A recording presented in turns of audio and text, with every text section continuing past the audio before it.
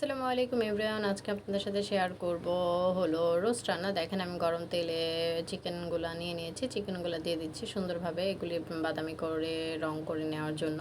তো আমরা এখানে কক চিকেনটা ইউজ করেছি, আমরা ব্রয়লারটা খাই না। তো দেখেন চিকেনগুলো ভাজার জন্য চিকেনগুলো তেলের মধ্যে দিয়ে দিয়েছি। এটার সামনে আর কিছুই মিক্স করিনি, জাস্ট লবণ দিয়ে মেখে করে তারপরে অ্যাড করেছি। তো দেখেন আমার 2টা চিকেন দিয়েছিলাম আস্ত, তো এটা ভাজা হয়ে গেছে। বাকি চিকেনগুলো দিয়ে দিচ্ছি এগুলি ভাজার জন্য। ভাজা হয়ে গেছে আমাদের চিকেন। এখন এই গরম তেলের মধ্যে দিয়ে দিব পেঁয়াজ কুচি। যতটুকু মাংসের পরিমাণ থাকবে ওই আন্দাজ অনুসারে আপনারা পেঁয়াজ কুচি দিয়ে দিবেন। তো দেখেন পেঁয়াজ কুচি ওগুলো আমি চুলায় দিয়ে দিয়েছি।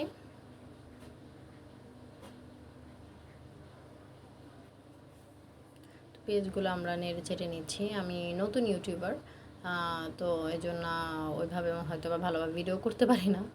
তো যাই হোক, যতটুকু আমি পারি, বাট রান্নাটা খুব মোটামুটি ভালোই পারি, খারাপ পারি না। তো এখানে দিয়ে দিচ্ছি পেঁয়াজ কুচি, সুন্দরভাবে নেড়ে চেড়ে এগুলোকে ভেজে নেব। এই চিকেনের রোস্টের জন্য আমি এখানে এখন আপাতত কোনো কাঁচা গরম মশলা ইউজ করছি না, মানে আস্তগুলা। কারণ আম্মু হলো গরম মশলাগুলো ভেজে সবগুলো উপকরণ একসাথে একটা ডিব্বায় ভরে রেখেছে, ওগুলাই আমরা দিব পেঁয়াজটা ভাজা হয়ে যাওয়ার পর। তো এগুলো যখন বাদামি রং হয়ে যাবে, একদম যখন মরবেন এটা বাদামি রং ধারণ করছে, বাদামি রংটা হয়ে যাওয়ার পর আমরা সুন্দরভাবে সব উপকরণ মশলাগুলো দিয়ে দিব এখানে। তো এখানে আমি ভালোভাবে পেঁয়াজটাকে ভেজে নিয়েছি, প্রায় বাদামি রং হয়ে আসছে এখানে। এরপর আমরা এটাতে ভাজা হয়ে যাওয়ার পর দিয়ে দিব পরিমাণ মতো লবণ, যার যতটুকু টেস্ট লাগে অতটুকু লবণ দিয়ে দিব।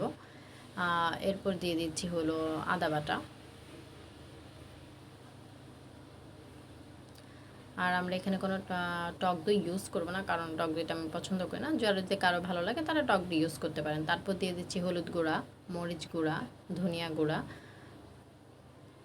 তারপর দিয়ে দিব আমরা যেটা বলেছিলাম গরম মশলা গুঁড়া, ওগুলো সব দিয়ে দিব। দিয়ে এটা নেড়ে চেড়ে সুন্দরভাবে কষানোর জন্য একটু পানি অ্যাড করে তারপর এটা কষানোর জন্য চুলাতে রেখে দিব মিডিয়াম আছে। যত ভালো সুন্দর করে কষাবেন ততই আপনার টেস্টটা অনেক ভালো আসবে এবং মশলাটা অনেক ঘন হবে, ভালো লাগবে দেখতে। তো প্রায় এটা কষতে কষতে দিয়ে দিব যতক্ষণ পর্যন্ত তেল ছেড়ে না আসে। তেল ছেড়ে দিলে দেখবেন সুন্দরভাবে আলাদা তেল ছেড়ে আসলে সেটা ভালো লাগবে। দেখেন আমাদের প্রায় তেলটা ছেড়ে আসছে। এখন চিকেনগুলো দিয়ে দিচ্ছি, সবগুলো চিকেন দিয়ে দিব এখানে। প্রায় চিকেনগুলো দেওয়ার পর এটা নাড়াচাড়া করে দেন আমরা এটা কষানোর জন্য কিছুক্ষণ টাইম রেখে দিব।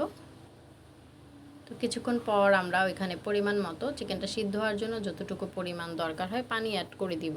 তো এর মাঝখানে আমরা চাইলে পানির অ্যাড করার পরও কাঁচামরিচটা দিতে পারেন, আমি আগেই কাঁচামরিচটা অ্যাড করে দিচ্ছি। দেখেন পানি দেওয়ার হওয়ার পরে এটা জাল হয়ে গেছে, জাল হলে প্রায় আমাদের রোস্টটা হয়ে গিয়েছে। এখন এটার মধ্যে দিয়ে দিচ্ছি জিরা গুঁড়া।